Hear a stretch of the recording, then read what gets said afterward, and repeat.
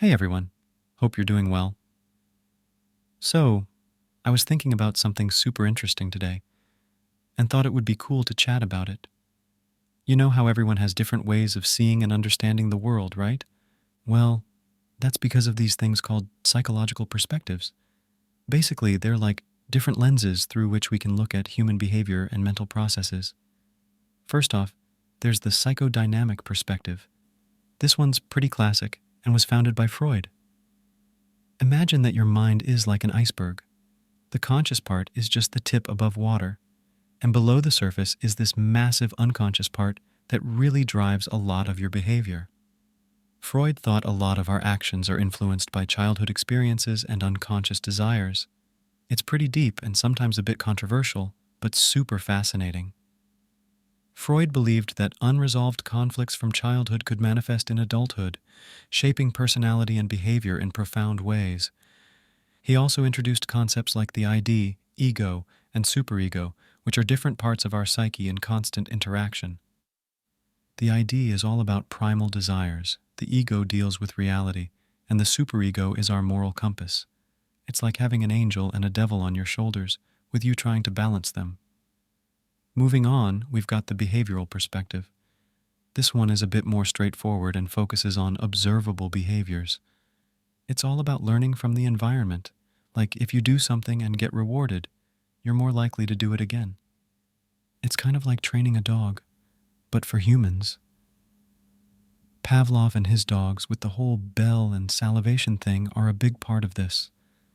Pavlov showed that you could condition a response, like salivating at the sound of a bell, which was a big deal because it showed that behavior could be learned. Later, B.F. Skinner expanded on this with his work on operant conditioning, where behaviors are influenced by rewards and punishments. Skinner's experiments with rats and pigeons in the Skinner box demonstrated how reinforcement and punishment could shape behavior. This perspective is still super relevant today, especially in education and therapy, where techniques like positive reinforcement are used to encourage desired behaviors.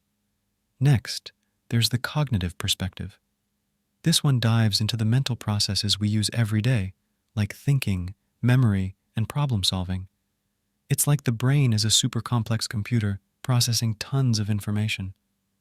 When you remember a fun day at the beach or solve a tricky puzzle, that's all your cognitive functions at work. This perspective helps us understand how we perceive and interpret the world around us. Cognitive psychology was revolutionized by researchers like Jean Piaget, who studied cognitive development in children, and Aaron Beck, who developed cognitive therapy. Beck's work especially highlighted how our thoughts can influence our feelings and behaviors, leading to the development of cognitive behavioral therapy, CBT. This approach is widely used to treat disorders like depression and anxiety, showing just how powerful our thoughts can be. The humanistic perspective is also really interesting. It's more positive and focuses on personal growth and self-actualization. Think of Maslow's hierarchy of needs, where at the top, you have self-actualization, becoming the best version of yourself. This view emphasizes free will and the idea that we all have the potential to grow and be awesome people if our basic needs are met. Carl Rogers, another key figure in humanistic psychology, introduced the concept of unconditional positive regard, the idea that accepting and valuing a person without judgment fosters personal growth. Humanistic therapy is all about creating a supportive environment where individuals can explore their feelings and work towards becoming their best selves. It's like having a cheerleader who believes in your potential, no matter what. We also have the biological perspective, which looks at the brain, neurotransmitters, genetics, and how our biology influences our behavior. It's all about how our physical bodies and brains are wired, and how that impacts everything we do. Ever wonder why you might feel a rush of adrenaline during a scary movie? That's your biology kicking in. Advances in neuroscience have provided incredible insights into how different parts of the brain are responsible for different functions, like the amygdala for emotions and the hippocampus for memory. Neurotransmitters like serotonin and dopamine play huge roles in mood regulation and reward processing. Understanding these biological mechanisms can help us develop treatments for mental health conditions like depression, anxiety, and schizophrenia.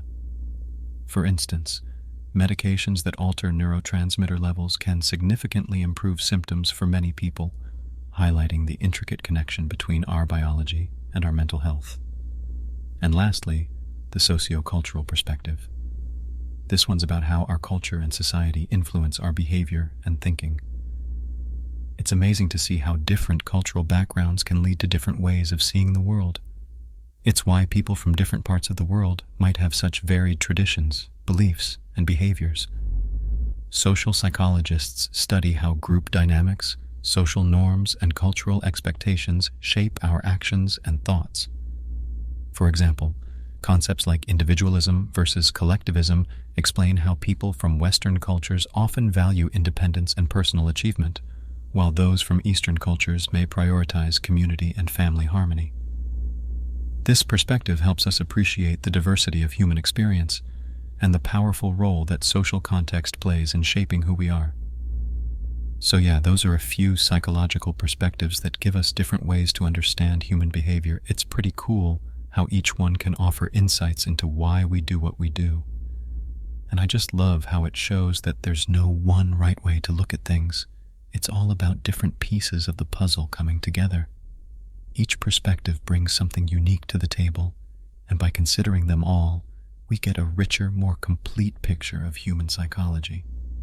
Anyway, what do you guys think? Have you noticed any of these perspectives in your own life? Like, maybe you've seen how your upbringing affects your reactions to certain situations, or how you've learned certain behaviors through rewards and punishments.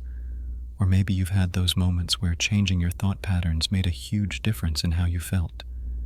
It's all really interconnected and endlessly fascinating.